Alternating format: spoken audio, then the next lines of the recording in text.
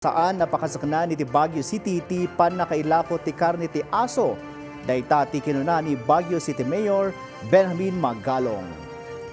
Sigon kankwana basit ti nailista dagiti otoridad nga insidente ti panakailako ti karne ti aso iti Baguio City bayat mangijaya uno saanan mangijayjaya iti karne ti aso dagiti daduma panganan.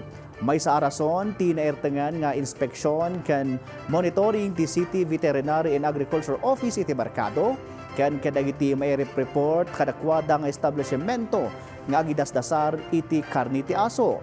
No pay kasta saan mat mailibak paseten iti kultura ti Cordillera ti panakaparti ti aso ngam kadagiti sumagmamano a ritual.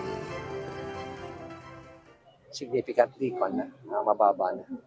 At talaga ako very aggressive ako dyan sa kampanya na yan. Bakit?